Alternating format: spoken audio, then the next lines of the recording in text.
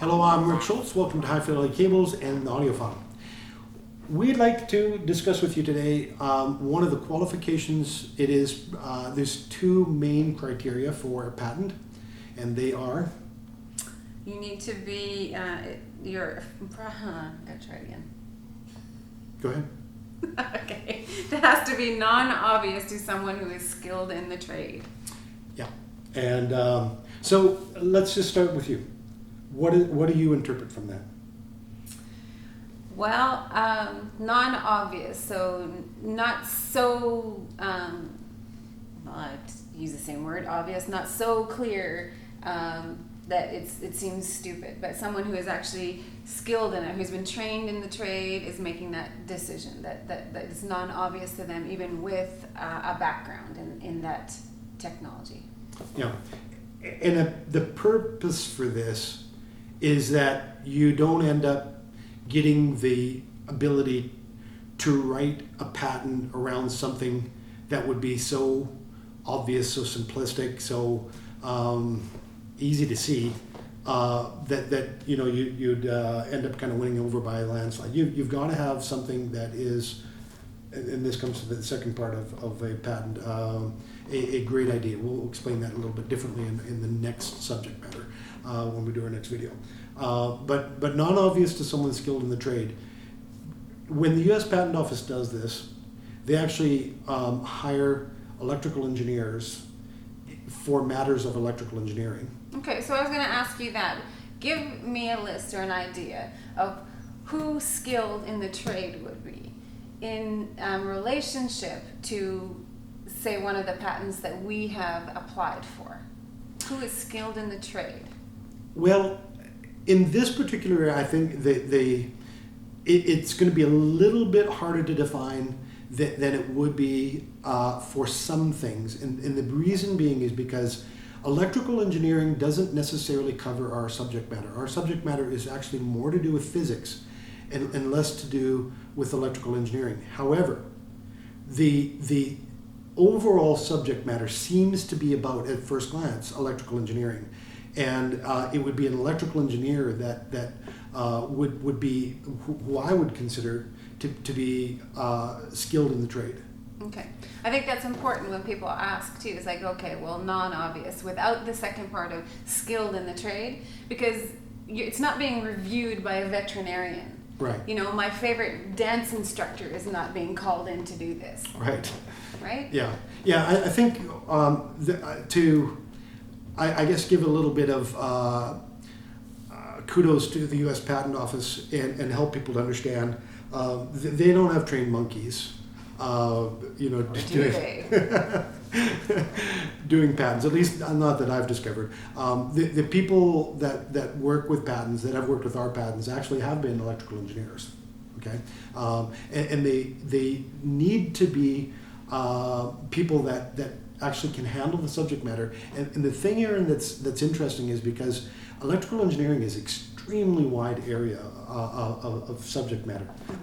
There's one of our good friends that is a patent lawyer, and I believe in the U.S. Patent Office that the engineers there are also patent lawyers, and I think that's true because they have to be able to talk lawyer talk. And you'll notice when you read a patent, especially if it's a really good patent, a lot of the verbiage that's used is confusing to most people. And the reason for that is that they are trying to use verbiage that covers a wide territory of things. And so their descriptions, when they're using it, use specialized wording that allows them to have more coverage than you would if you explained it in layman's terms. I think that's important too when, and we'll probably cover this again in the application process when we actually talk about how a patent is applied for. But I think it's important to recognize that there are skilled in the trade also means that like you said, you can use the lawyer language, you know how the format is going to come, you know how to go about processing Right. an application. Right. Now, the neat part about this too is that being an electrical engineer at the U.S. Patent Office and then looking at one of these patents, your first assumption has to be that this technology, this idea, or this application doesn't work. If your first assumption is that this idea, patent, application, whatever, works and it's obvious, you can't get a patent on that. Huh.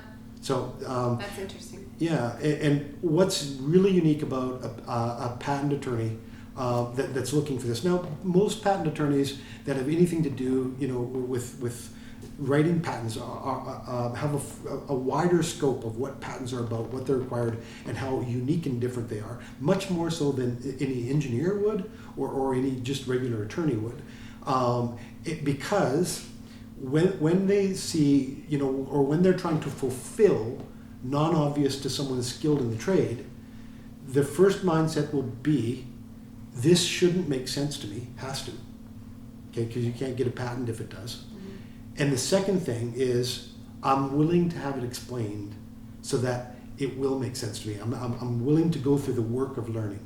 Right. And that's unique to patent attorneys, I think, when it comes to that.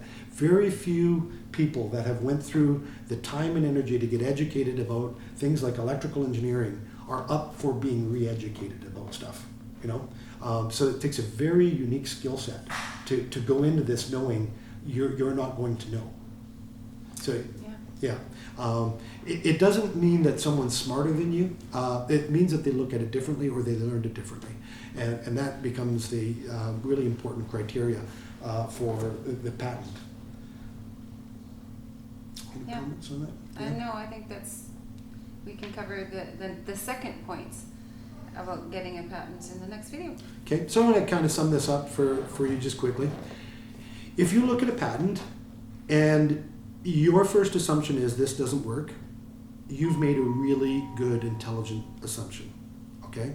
Not that you're right, because of course you can't be right. We're going to explain that in the second part of the qualification for a patent. There's two major parts, okay? But you have to be correct about it being non-obvious. If you look at it and it's obvious, we can't get a patent, or the inventor can't get a patent. So know that when you're looking at a patent, if it seems silly to you, that's actually a good thing, not a bad thing. It shouldn't be confrontational like it is in the audio industry. I see so many people that look at patents and they laugh at them like they're so stupid, which is so funny, because if they knew enough about patents, they'd understand that it's supposed to do that. It's supposed to invoke that kind of response. Okay. Okay. So that's basically it. I think that helps you to cover it. If it is not obvious, then how in the world am I supposed to understand it? What's that all about? One of the things that you need to do, if you're looking at that, is to read the patent.